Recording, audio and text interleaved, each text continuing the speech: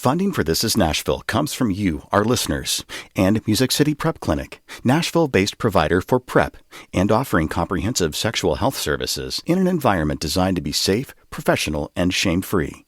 Learn more at musiccityprep.org. I'm Khalil Ekalona, and this is Nashville. Over 30 years ago, the nation witnessed video of Rodney King being viciously beaten by police in California. It was the first time such an incident was caught on video and opened the eyes of the nation to police violence. Since then, police killings have drawn attention and outrage in what feels like a never-ending loop. 24 years ago, it was Amadou Diallo. In 2014, it was Tamir Rice. In 2020, it was Breonna Taylor and George Floyd. All those people whose lives were taken by police. And it was just to name a few. Last month, Tyre Nichols' name was added to that list after the 29-year-old was pulled over in a traffic stop. Body camera footage shows Memphis police brutally assaulting him as two officers restrained him with his hands behind his back. Tyre Nichols died in the hospital 3 days later. Since then, calls for justice and police reform are once again ringing out across the nation. So what is being done here in Tennessee? That's coming up later this hour. But first, Governor Bill Lee delivered his 5th annual State of the State address last night. The governor is kicking off his second term, laying out a legislative agenda that promises more money for roads, families, and teachers. Here to give us a recap of the speech is WPLN's political reporter, Blaze Gainey. Hey, Blaze, how's it going? It's going good. Awesome. So, this annual address often follows a theme, and this year's theme for Governor Lee was, quote, leading the nation. Let's hear a little bit about what he means by that. Ford Motor Company could have picked any state in the country, but why did they choose to plant their roots in West Tennessee? In-N-Out Burger, iconic family-run company. Of all the states they could have picked, their new hub and first footprint east of Texas is coming to the volunteer state. Why Tennessee? Because American people know a leading state when they see one.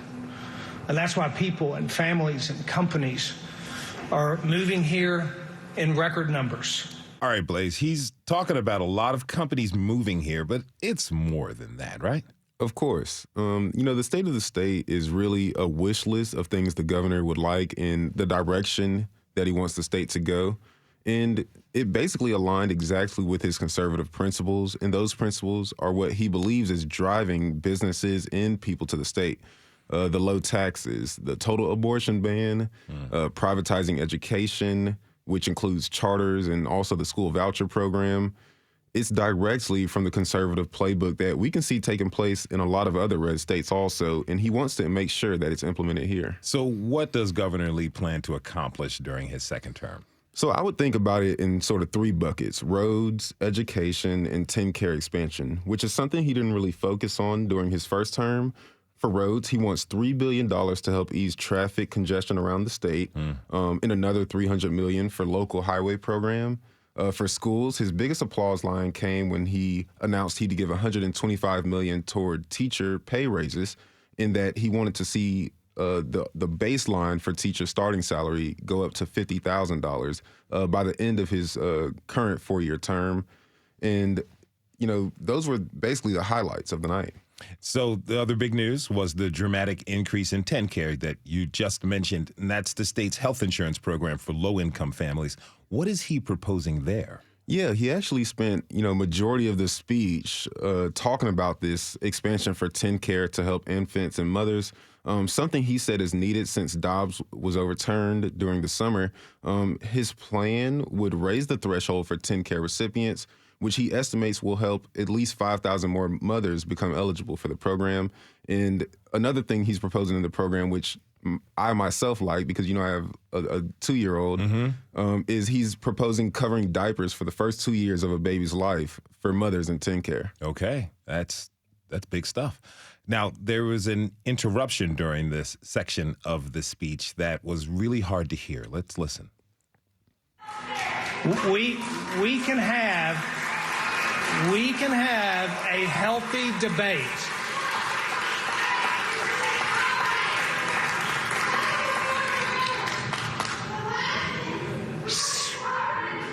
Civility is not a weakness, by the way. It is a strength. I mean, that's a good message. So, tell us what happened.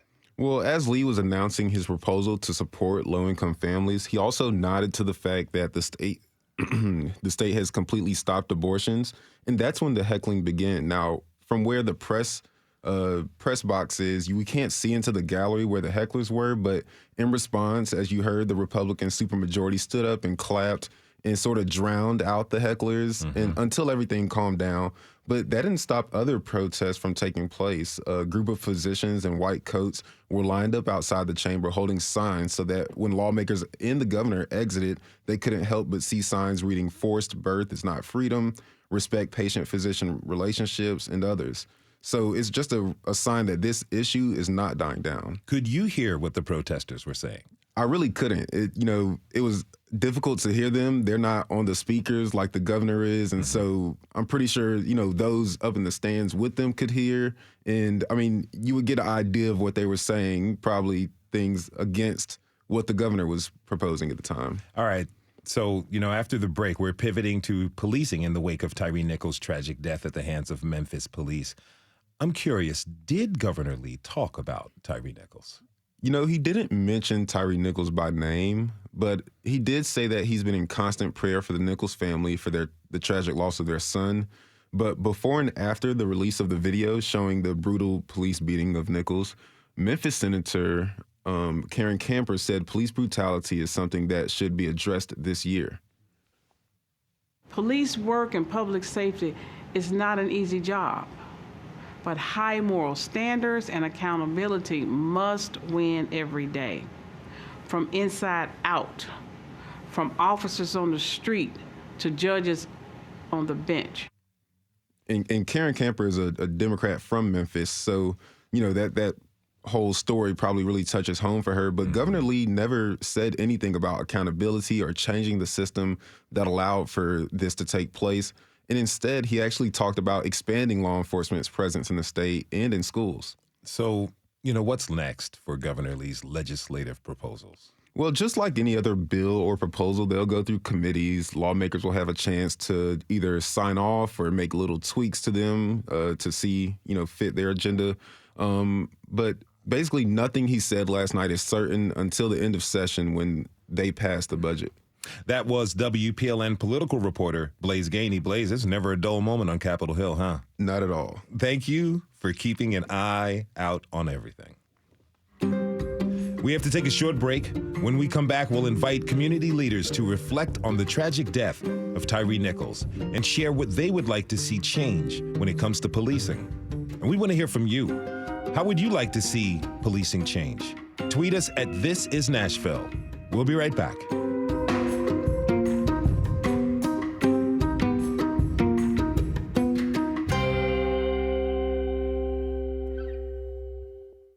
Funding for This Is Nashville comes from you, our listeners, and Music City Prep Clinic, Nashville-based provider for PrEP and offering comprehensive sexual health services in an environment designed to be safe, professional, and shame-free. Learn more at musiccityprep.org. I'm Khalil Colonna, and this is Nashville. After the murder of George Floyd in 2020, calls broke out across the nation to dismantle police departments. Many of these activists and protesters had lost faith in the ability of police to fulfill their mission of protecting and serving the people. Police violence is a highly politicized issue in our country, and it often feels like we're stuck in a cycle of tragedy, followed by shock and outrage, then very little substantial change. Well, last month, 5 Memphis police officers brutally assaulted 29-year-old Tyre Nichols, sending him to the hospital where he died from his injuries. And that cycle started again. As the nation and the city of Memphis mourn, renewed calls for police reform are echoing through our communities. Here in Tennessee, the current epicenter of outrage, community leaders and lawmakers are highlighting the problems with the city, with the system of policing, and demanding action. My next guests are some of those leaders. Timothy Hughes is a community organizer who sits on the board of Gideon's Army, a nonviolence prevention group, In Nashville, Erica Perry is with the political organizing nonprofit, Black Nashville Assembly, and Michaela McCree is a member of the Metro Nashville Community Oversight Board. I want to welcome you all to This is Nashville. Thank you for being here, although I wish it were under brighter and different circumstances. Thank you for being here. Thank you. Thank you so much for having us. You know, we're all still responding to the killing of Tyre Nichols in our own ways. But I want to hear what your reactions were. Erica, you know, you spent time organizing in Memphis. How did you react when you heard about Tyre Nichols' killing at the hands of police? Yeah, I react the same way we've had to react for, the past few years. We know that police kill people. Police kill people at least once a month, almost daily in this country. And I was extremely sad but not surprised, because in doing work in Memphis and organizing in Memphis, specifically organizing around Invest Divest, where we look at budgets and we make the demand to divest from policing and invest in community-based services, I knew that police in Memphis get over $200 million. Similarly, it's the same in Nashville. And so with that amount of money given to an institution that was founded in this country on capturing Black people running away from slavery, that continued the work of Jim Crow, continued the work of the war on drugs, and has not accounted for that, and has not made a commitment to transforming that, then I was not surprised, but I remained heartbroken. And for us, I was extremely frustrated, because I know in 2020, our people had bold demands around taking money from the police and reallocating that money. And unfortunately, our political leaders, elected officials across the country, specifically in the South and in Tennessee, refused to meet that demand. And our people are paying for it. They're paying for it in Nashville. We saw that a person having a mental health issue was gunned down by the police in Nashville. And so I was not surprised, but I was angry. I was heartbroken and broken, and continued to channel that rage and that anger into organizing my people, into building safety that is not reliant on policing. I do want to get back to that question of funding, but Timothy, how did you react when you heard about the death of Tyre Nichols? Yeah, and so I'll start by saying that I'm a native in Baton Rouge, Louisiana, and I remember a similar situation happening there with Alton Sterling. I've been involved in community organizing for a number of years, and having gotten an opportunity to work with and build with Rashida Fatuga, who's the founder of Gideon's Army. We've been responding to issues of police accountability and misconduct and police violence in similar situations since Trayvon Martin was killed back in 2012. And so this was not a surprise to me. It was deeply heartbreaking, but, Nashville has been here before. We've been here with Jacquees Clemens and Daniel Hambrick, who were both shot by law enforcement officers, and the groundswell that happened in the community that created the Community Oversight Board was kind of birthed out of that same discussion. Gideon's Army was, involved in work around the creation of a conversation around accountability with the Driving While Black report in 2016. Which was kind of a canary in the coal mine that saw into the future that there were police stops issues that were happening in North Nashville that needed to be addressed and corrected. From the creation of that report, it was greeted by the then chief of police as morally disingenuous. It seemed that they could not argue with the data, but they seemed to argue with the way that we expressed our frustration with the data, which was interesting. And so, yeah, there's been a long history of these kinds of incidents happening in places like Memphis, Tennessee, and in Nashville. I had the honor of being present there at the funeral in Memphis with Tyre Nichols' family, with some of the dignitaries there who were demanding accountability and movement regarding this issue. But I think that what we have to address, though, is not that we're just demanding reforms. I think that reforms are not going to be sufficient in this moment. I think what we have to do is what Erica and so many others are demanding, which is that we reimagine what public safety looks like. We can't just invest money in jails and cages and policing and expect that the outcomes are going to be any different. We've got to redirect those resources into wraparound services, into mutual aid, into response that addresses some of those public safety issues that doesn't, center policing. I will ask you about potential solutions later on in this segment, but Michaela, I'd like to get your reaction. Absolutely. I was numb. We've seen this time and time again across the country. in my lifetime over the past 2 decades, like, this is all that we seem to understand about policing. I believe the framework I come to this work from is that policing, or law enforcement as we know it today, is a tool of white supremacy, which can beget nothing but violence, right? The language, in joining the Community Oversight Board, they take you through the Citizens Police Academy. And in there, they teach you how they train their officers, how all of the aspects of the departments. And in being a part of that academy, listening to the language, the training, the tactics, they are armed with military-grade materials.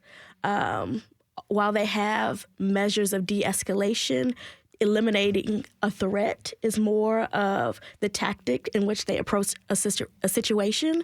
And so while I was numb to the situation because we see it so often, I forced myself to watch the video to feel, right?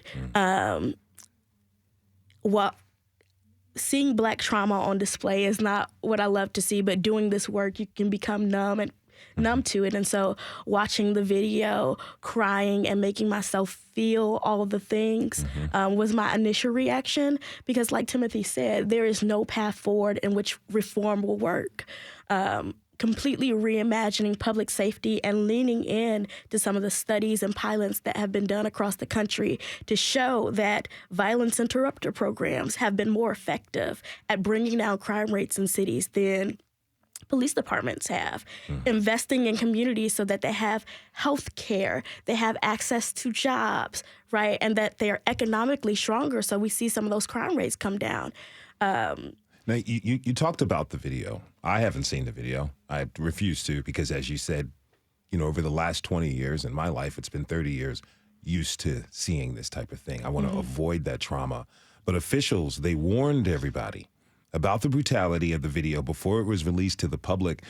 Why do you think they chose to prepare the public for what they were about to see when we've seen similar videos before so many times? I don't think they were preparing the public. I think they were preparing themselves. Explain.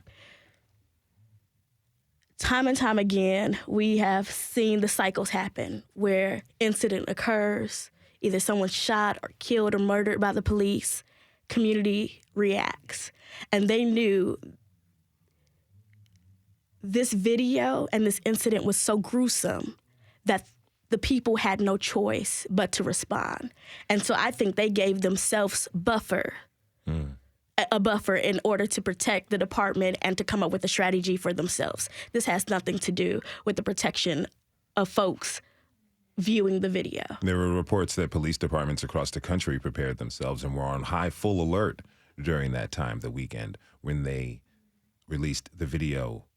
Last week, Tyre Nichols was laid to rest in Memphis. And Timothy, you mentioned that you were there at the funeral. Can you tell us about the services? The services were incredibly dignified. We got to see a great deal of perspective shared from the family and from other members of the community about who Tyre Nichols was, outside of the impact of this tragic and terrible departure from this world. The character and the temperament and the person, the humanity that he represented and embodied in his life. And I think that was an appropriate way to memorialize him. I think another way that we should be demanding that we remember and memorialize the many victims of police violence is that we finally take action politically, that we finally take policy action to move the needle as it relates to accountability for law enforcement, that we issue things like, qualified immunity, which is protecting officers essentially at the expense of the lives and safety of folks in the community. It's about addressing issues of public safety beyond just investments in policing, to making sure that communities that are invested in actually have the resources necessary to provide members of the community with a sense of safety.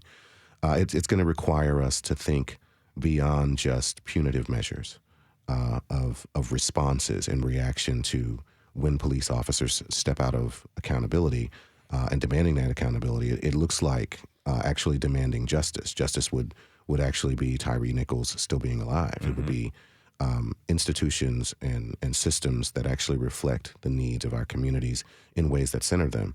It also looks like investing in local community infrastructure beyond policing that provides for support in education, healthcare, and the others that have been mentioned. Now, just 2 days after the Nichols video was released and his fatal encounter with police was shown to everyone, Metro Nashville police officers shot and killed a 48-year-old black man in North Nashville. There's still a lot we don't know about the incident, but, you know, Erica, do you see connections between the two cities when it comes to police violence?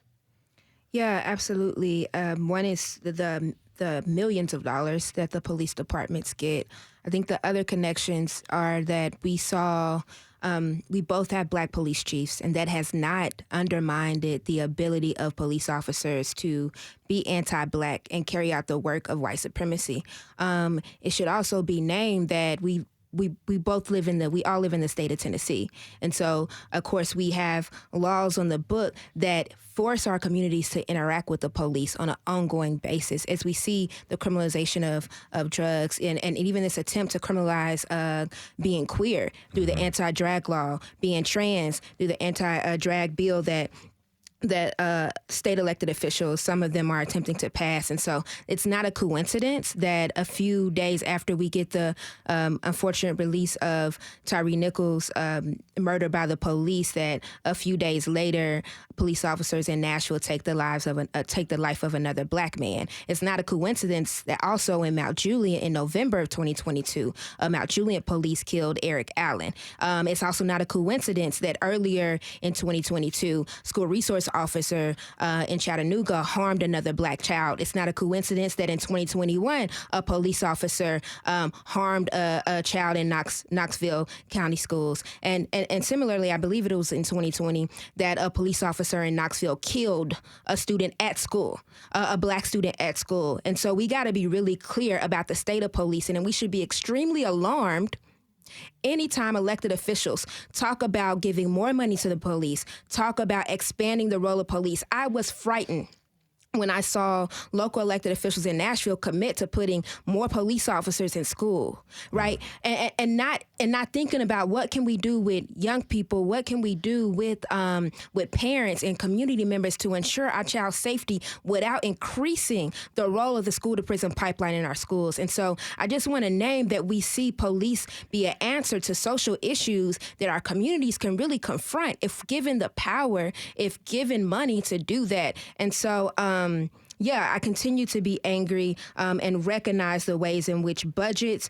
in which elected officials that over-rely on policing and really undemocratically do that, because community members have been saying we want resources for our community. Mm-hmm. Now, Michaela, both Memphis and Nashville, they have police oversight boards, right? Yes. Any similarities between the two? There are many similarities. The major difference, I would say, between the Shelby County Oversight Board and the Davidson County Oversight Board is that the Davidson County Board has subpoena power. So we have the subpoena power through Metro Council, which gives us a little bit more authority, although we have not been able to really use that and hold in on those.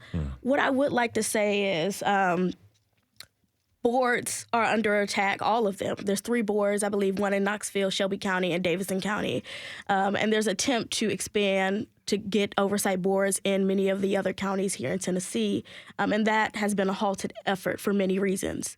As we see, one of the proposed pieces of legislation in this session is to eliminate all oversight boards in the state of Tennessee and to return oversight power to pretty much police departments themselves.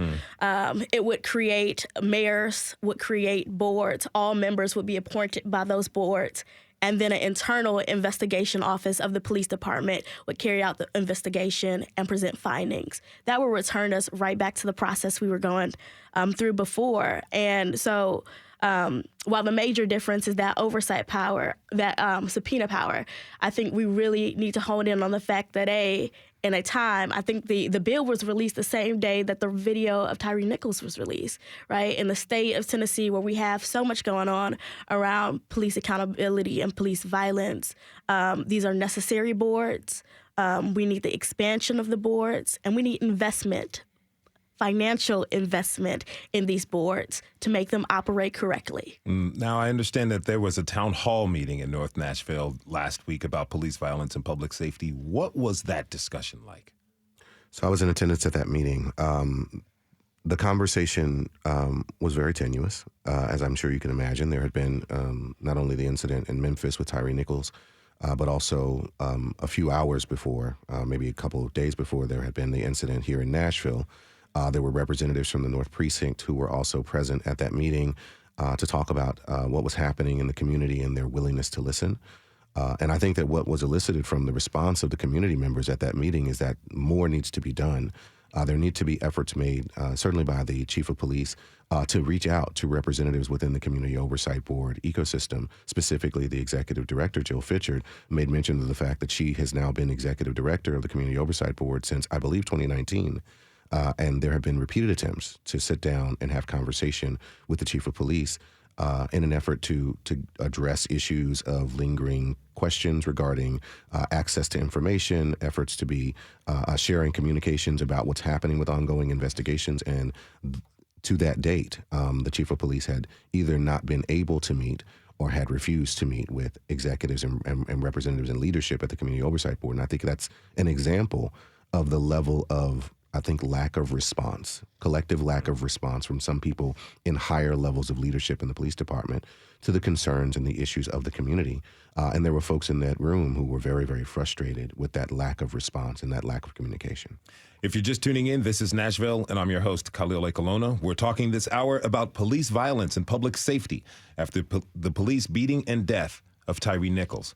With Timothy Hughes, Erica Perry, and Michaela McCree. Tweet us your comments at This Is Nashville. Michaela, would you like to respond to what Timothy just said about the meeting and the need for response?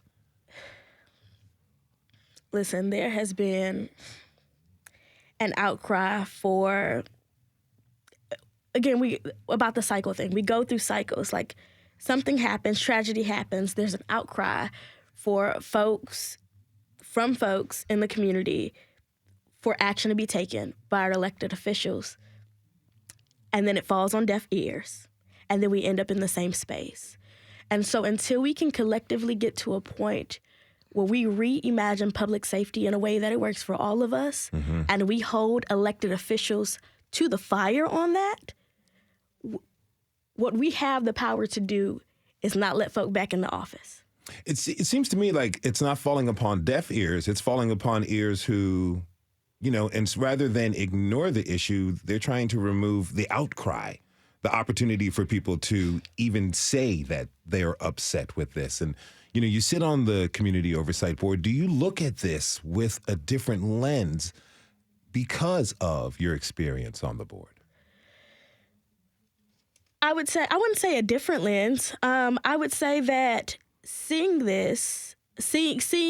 issues like this and hearing from community members through the lens of a board member allowed me to have the perspective that nothing we're doing right now is working. I thought maybe that the board, the creation of the board, community members being able to have access to be able to be heard and get some type of remedy to their situation when they've been mistreated or an incident has come up with police would be the solution. But even sitting on the board, I know that that's not effective. Nothing we are doing right now as a board is and can be effective until proper funding is placed into the board or we get cooperation with the police department, because about close to 90% of the cases that we approve for police, accountability right now, they still have to go to Chief Drake to be approved, right, in order for any kind of disciplinary action to be accepted. Without his okay, it's still a no-go. And so without that cooperation with the police department, we still are not making any moves forward. And so that would be the only difference I see that I would bring to, or I would have on the issue as far as, being a member. Yeah, I understand. We got this tweet from Marianne Messina. She says, quote, police training culture is all about scare tactics. A seemingly, quote, innocent situation could be your last. Combined with, you want to go home to your family, don't you? That training is not serving the public, end quote. Erica, I'm interested in your response to that. Yeah, I think we know that to be true based off of, our own encounters with the police. And I think that's especially true when we think about Black folks' encounter with the police and working class folks' encounters with the police. And I think we have to be more radical in the Ella Baker sense in talking about getting to the root of the problem when we talk about policing.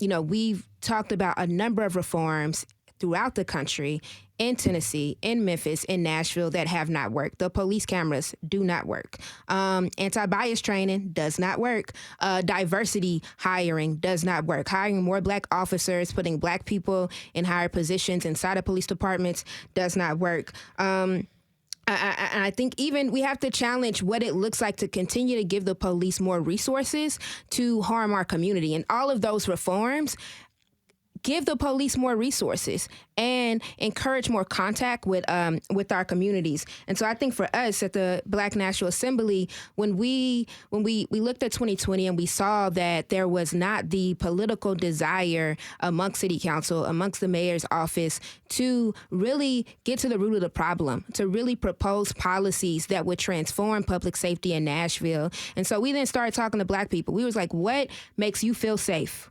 What does safety look like in your community? And nobody ever said more money for police. Nobody ever said more resources for the police department. Nobody ever said, I want another police officer in my neighborhood. But folks did say folks did say housing. They said education. They said the ability to address community harm with each other through restorative justice and transformative justice practices.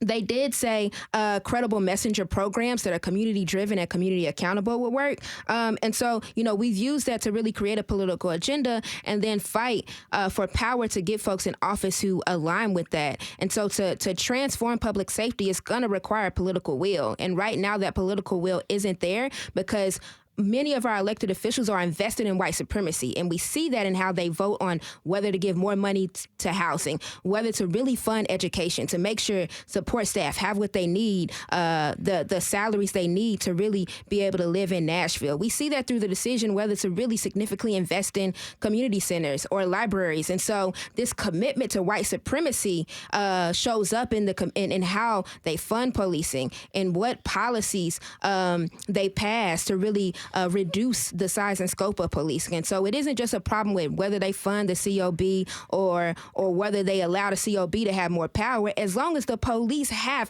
over $200 million in their pocket, they're going to harm our community. And I want to be clear that it is not proactive to prosecute police. It's not proactive to say, after the police have harmed us, let's go to the COB. We need to actually be proactive and reduce the size and scope of policing. And so I'm just really tired of the reforms that is pushed in front of us and us to have to continue this. Our students are going to school with metal detectors, y'all. Like, they got dogs searching their campuses as we speak. And that is frustrating. And so we really have to make sure that, and we have a collective political agenda. We did that over the last 2 years. We need to make sure that we get people in office who align with that. And so that is what I think of when I hear that tweet and I hear what police officers are trained around. Thank you for that, Erica. Timothy, final question for you. How can our system of law enforcement be improved and a more effective solution than just throwing money at it? I think that the question, what's at the heart of your question is really, what keeps communities safe. I think that we see that there are example after example of organizations that are using, whatever resources they have, sometimes shoestring budgets that are even less than 1% of what is currently being invested in law enforcement and policing in the city, who are trying to make efforts toward creating a more safe and a more cohesive and a more supported community. Groups like Gideon's Army are putting forth programs like Theater for the Oppressed that allows community members and children who are being impacted by the criminal legal system to talk about their experiences in places like North Nashville, which the Brookings Institution in 2018 described as a community that had the highest rate of formerly incarcerated persons per capita in the country. And so just coming up on Sunday the 12th, there will be an effort to kind of plug in and learn more from those young people who are expressing their perspectives at the Dark Horse Theater on Charlotte Avenue. Doors are going to open at 3:30. They're going to be talking about their experiences in North Nashville and also reimagining what public safety and futures look like for them. I think that we need to be investing in and supporting the work of groups like Gideon's Army and the Black Nashville Assembly, making sure that there's accountability for those lawmakers and legislators who are attempting to get rid of the power of the Community Oversight Board throughout the state of Tennessee and specifically in places like Memphis and Nashville. We've got to make sure that we have an agenda, we have a proposal, and we have ways to push back against those efforts to try to stop the will of the people moving forward. Timothy Hughes is on the board of Gideon's Army. He was joined by Erica Perry with the Black Nashville Assembly. I want to thank you both for coming on to the show. Thank you so much for having us. Thank you for the work you're doing. Michaela McCree will stick with us through the break. When we come back, we'll talk about a way forward for community safety and reducing police violence. What changes do you want to see to our policing system? Tweet us at This Is Nashville. We'll be right back.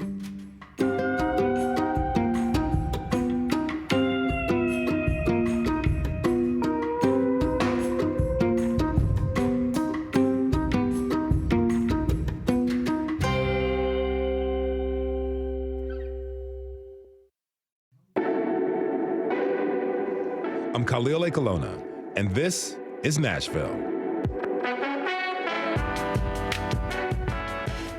After the fatal police assault of 29-year-old Tyre Nichols in Memphis and the recent killing of a 48-year-old black man in North Nashville by police, there have been renewed calls for change to how police interact with the public.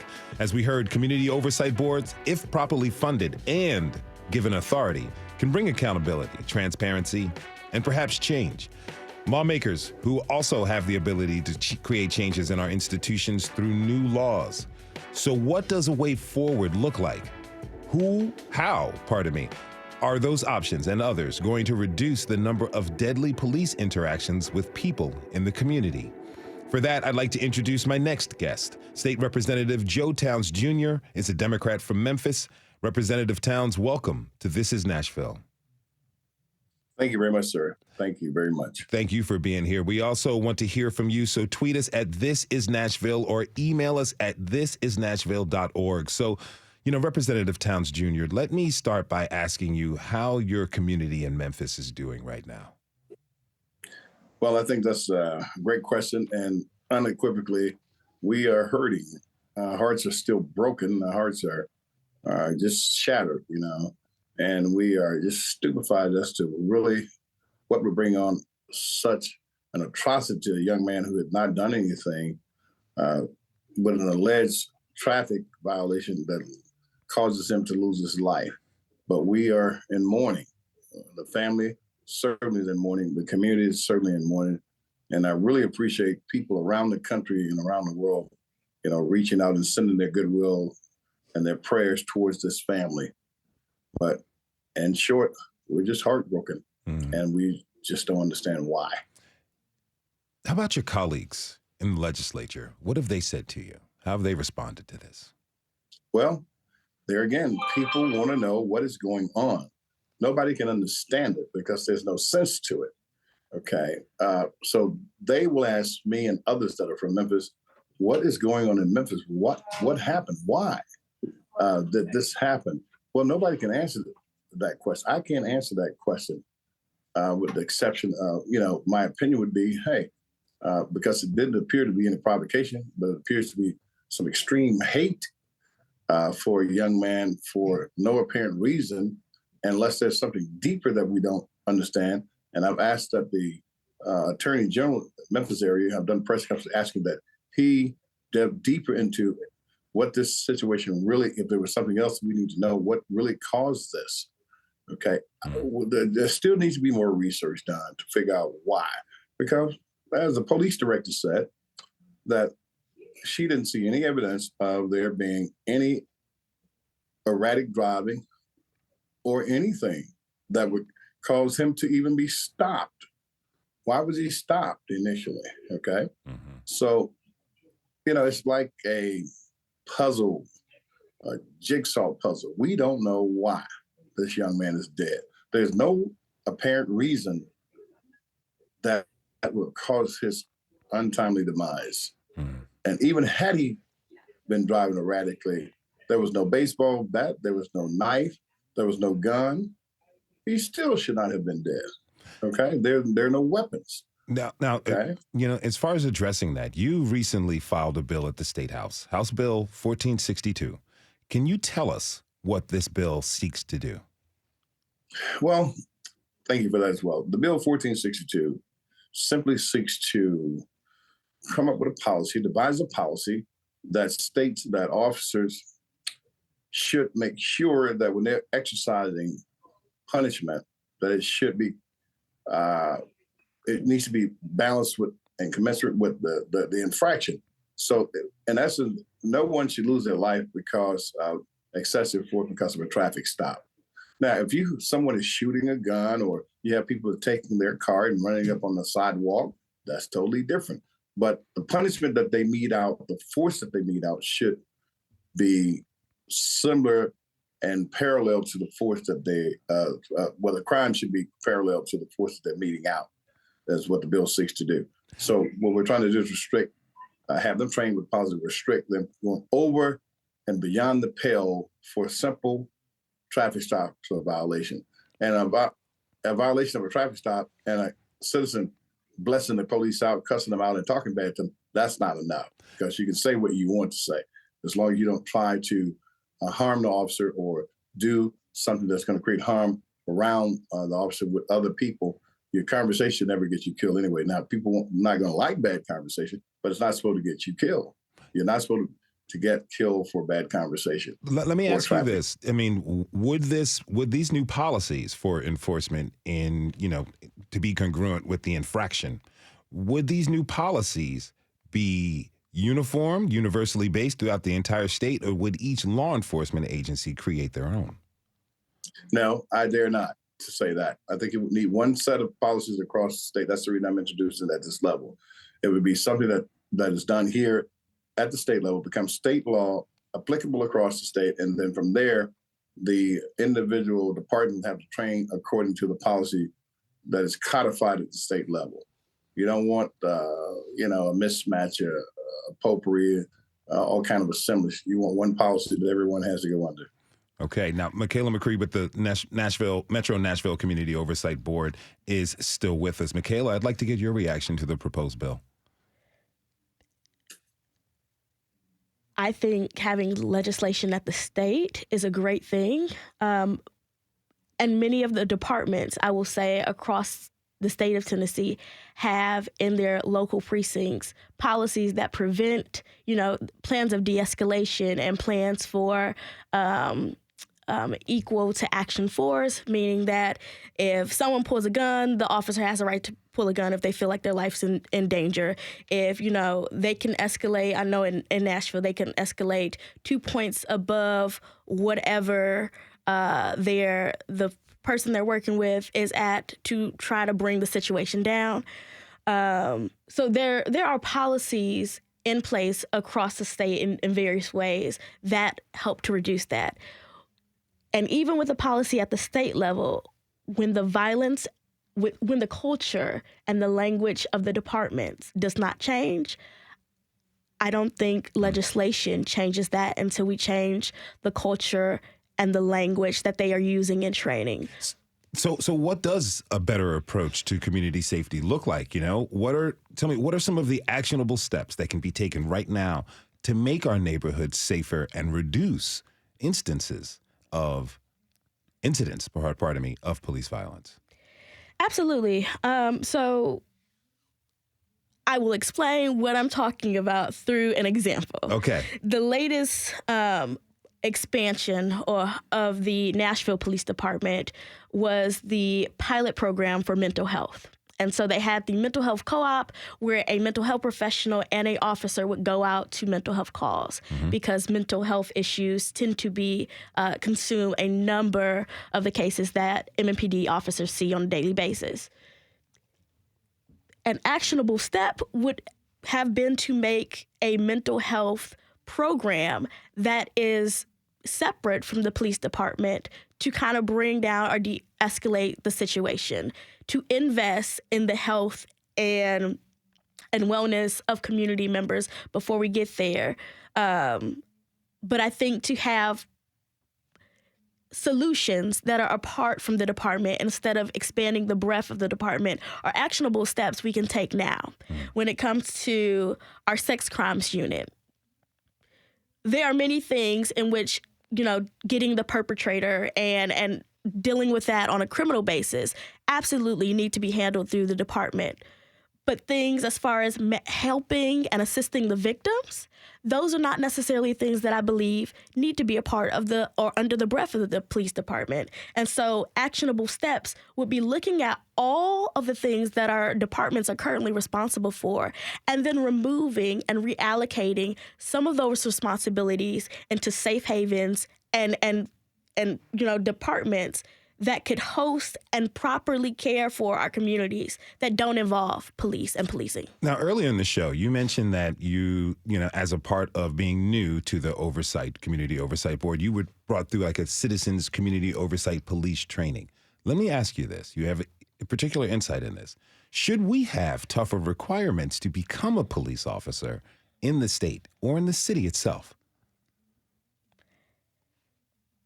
For Nashville, I don't know if that would help. I don't think the requirements to become a police officer are required, right? Or the issue. It is the culture of the department that is the issue. No, what I'm saying is, some people, it doesn't take as long to be a police officer as it does other professions, definitely in other civic service positions in the city. If there were more time, if people were scrutinized at a higher level to determine their character, to determine their fitness in mental health, would that potentially be one step in finding a solution? I would like to say yes. In a perfect world, I think it, increasing the, who we're looking for, increasing the number of people of color in the department, increasing the quality of the folks that we bring in, increasing the number of women in the department. Studies have shown maybe some of those things will help. And I used to believe that they would help.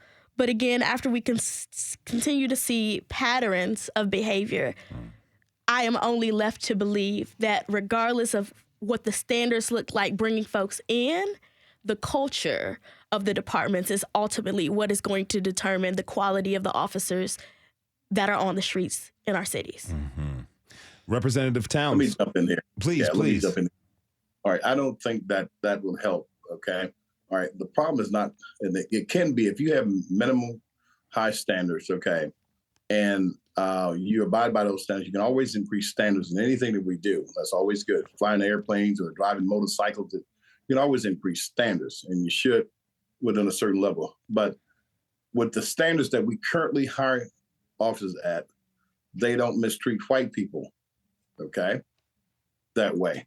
Why is it that the standards work for them and it does not work for minority people? It doesn't work for African-American people. So the same standards are applying to whites where they leave from a traffic ticket and they go home. But in the Black community, that doesn't happen. In the minority community, that doesn't happen. So it's not standards. It's a devaluation of the lives of Black people, Hispanic people, brown people in the community that people feel as if they can get away with. Okay? So answer this for me. What does a better approach to policing and community safety, what does that look like to you? Well, it looks like to me, heretofore across the country, many, many, many times when African-American people have been killed, Rodney King's situation, fourth and before that, there was no accountability. People got away. They were not even, many times you don't even get an indictment. You don't even get, they get fired or they get laid off with pay. You have to hold people accountable, and that means firing and prosecuting people. All the way up to prosecuting people for what they're doing. That's egregious like that. That's criminal. prosecute people when they commit these crimes, these felonious crimes against minority people, Black people. Okay? They must be prosecuted. When the word gets around that the same thing's going to happen to you when you actually violate an African American or minority person's civic rights, human rights, and you're going to have to pay for that, you'll change your mind. Now, those cops in Minnesota that did that to the young man up there, I bet they thought of many days and regretted the fact that they did what they did, but they didn't think they were going to be prosecuted. Mm-hmm. And in order to have that, we have to have the Supreme Court finally take on qualified immunity. You were listening to State Representative Joe Towns Jr. of Memphis. He was joined by Michaela McCree, who is with the Metro Nashville Community Oversight Board. I want to thank you both for being here with us today under these difficult circumstances, and thank you for the work that you're doing. We want to thank everyone who tuned in this hour. Tomorrow, eviction filings are high in the city, 70% higher than they were before the pandemic. So what are tenants' rights? This is Nashville is a production of WPLN News and Nashville Public Radio. Our producers are Steve Harouche, Rose Gilbert, Magnolia McKay. Our digital lead is Anna Gallegos-Cannon. Michaela Elias is our technical director. Our executive producer is Andrea Tudhope. Masterminds behind our theme music are Laurent and Namir Blade. Special thanks to Rashida Fertuga and Ken Jobs. The conversation doesn't end here. Tweet us at This Is Nashville. You can find us on Instagram. Let us know what you want from our show and respond to this show by filling out our quick survey online. This is Nashville. I'm Khalil A. Colonna. We'll see you tomorrow, everybody, and be good to each other.